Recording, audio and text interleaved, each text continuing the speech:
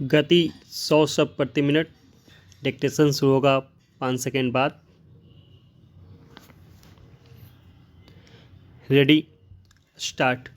Samajwadi party के संस्थापक मुलायम सिंह यादव के निधन के साथ राजनीति के एक सामाजिक उथल-पुथल से भरे दौर का समापन हुआ है।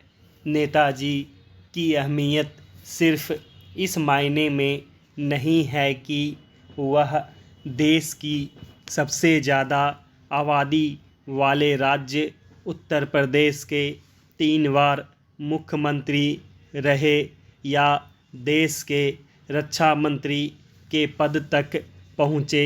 उनका होना मायने इसलिए रखता है कि वह उत्तर प्रदेश और वहाँ के अपने जनाधार के जरिए देश की राजनीति को एक पूरे दौर में खास दिशा देते रहे।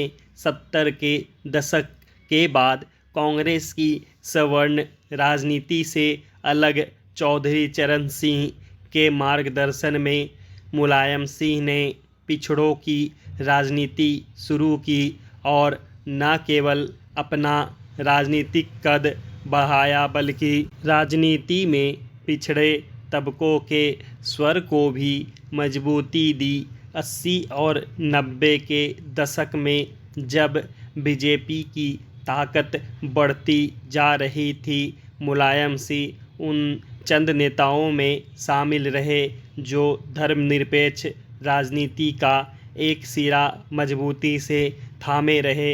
हालांकि मंदिर आंदोलन के शुरुआती दौर में अयोध्या में कार सेवकों की मौत की तोहमत भी उनके सिर लगी और इस वजह से उन्हें राज्य में सत्ता भी गंवानी पड़ी।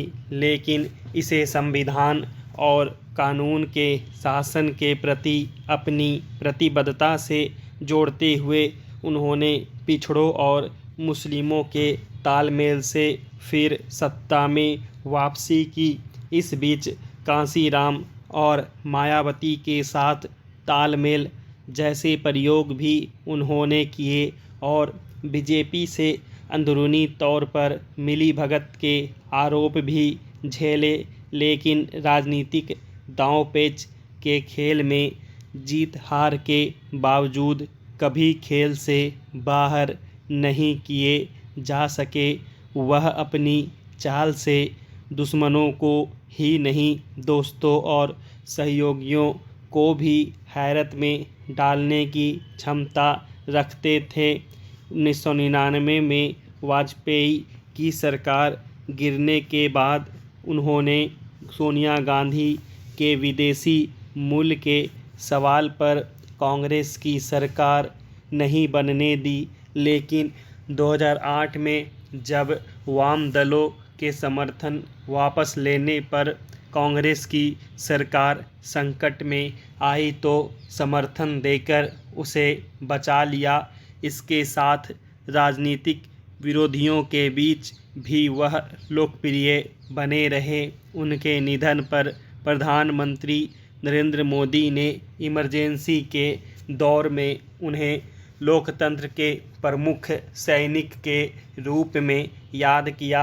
बहरहाल इस लंबी राजनीतिक पारी के दौरान उन पर कुछ सवाल भी उठे। उत्तराखंड आंदोलन के दौरान महिलाओं पर अत्याचार और गेस्ट हाउस कांड में मायावती की हत्या की कोशिश जैसे आरोप तो उनके साथ लगे ही रह गए। बदलती सामाजिक चेतना के मुताबिक वह अपना रुख भी नहीं बदल सके।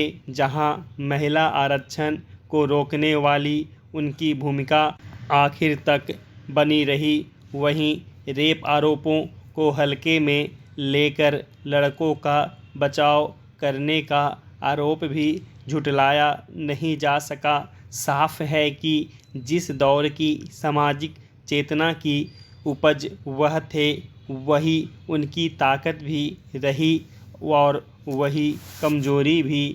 7 अक्टूबर को राजधानी दिल्ली के आम्बेडकर भवन का दृश्य निश्चित रूप से इस देश के ज़्यादातर लोगों के ज़हन में लंबे समय तक कायम रहेगा।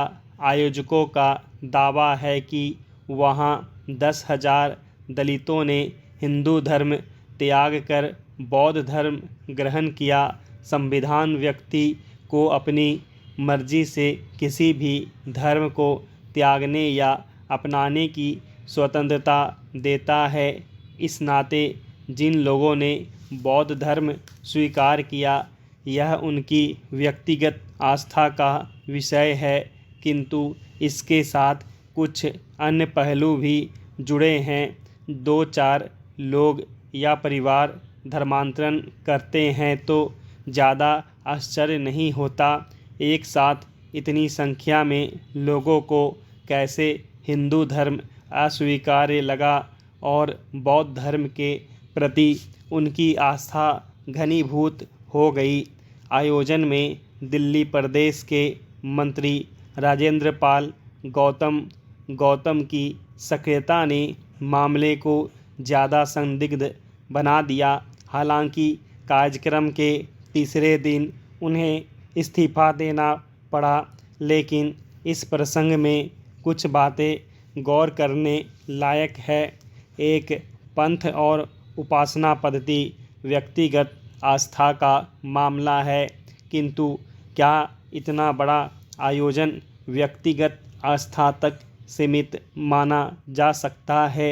2. सार्वजनिक तौर पर राम, कृष्ण, ब्रह्मा, विष्णु, महेश को देवता नहीं मानने और उनकी पूजा न करने की शपथ किसी धर्म और उपासना पद्धति का अपमान है या नहीं, यह कैसे तय हो? हिंदू समुदाय से जुड़े लोगों को यह सहज ही अपमानजनक लग सकता है। 3.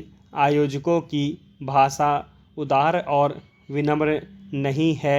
समारोह में डॉक्टर आम्बेडकर के पड़पोते राजरत्न आम्बेडकर ने लोगों को शपथ दिलाई। उनके वक्तव्य में हिंदू धर्म और भारतीय समाज व्यवस्था को लेकर आक्रामकता भरी हुई थी। आयोजकों का कहना है कि बाबा साहब आम्बेडकर ने 14 अक्टूबर 1956 को स्वयं बौद्ध धर्म स्वीकारने के बाद चंद्रपुर में सामूहिक धर्म परिवर्तन के कार्यक्रम में जो 22 शपथ दिलवाई थी, वही यहाँ दिलवाई गई है। यहाँ भी कुछ तथ्य देखे। बाबा साहब ने 1935 में हिंदू धर्म त्यागने की घोषणा की थी। इसके 20 वर्ष बाद उन्होंने बौद्ध धर्म स्वीकार किया। बौद्ध धर्म अपनाने के बाद वह ज़्यादा नहीं जी सके। 6 दिसंबर 1956 को उनकी मृत्यु हो गई। यानी वह जिंदा होते तो धर्म परिवर्तन पर उनका मत क्या होता, इसे वह क्या स्वरूप देते, कहना मुश्किल है। बाबा साहब राजनीतिक व्यक्ति थे। उन्होंने जिस तरह लोगों का धर्म परिवर्तन कराया, वही धर्म बदलने का मार्ग नहीं हो सकता। धार्मिक कार्य धर्म क्षेत्र के व्यक्तियों के द्वारा बताए गए मार्ग के द्वारा ही हो सकता है। इस बात की जांच होनी चाहिए कि आयोजन की पृष्ठभूमि कैसे तैयार हुई और किन बौद्ध भिक्षुओं और विद्वानों ने इतनी बड़ी संख्या में लोगों का हृदय बदलने के लिए काम किया। वर्तमान दलित एक्टिविज्म ऐसी तिथियों का उल्लेख करता है जो पहले कभी सुनी नहीं गई। इस कार्यक्रम की तिथि के रूप में अशोक विजयदशमी लिखा था। इनका मानना है कि अशोक ने जिस दिन कलिंग पर विजय की, उसी दिन उसका हृदय परिवर्तन हुआ और उसने बौद्ध धर्म स्वीकारा। साफ है कि लुभाने के लिए ऐसे शब्द गढ़े जाते हैं। कोई अपनी इच्छा से किसी धर्म को अपनाए, यह उसका अपना मामला है, लेकिन सामूहिक रूप से लोगों को इकट्ठा कर धर्म परिवर्तन को राजनीतिक शैली वाली आक्रामक रैली में परिणत करना भयावह है। इससे समाज और देश का अहित होगा। स्टॉप।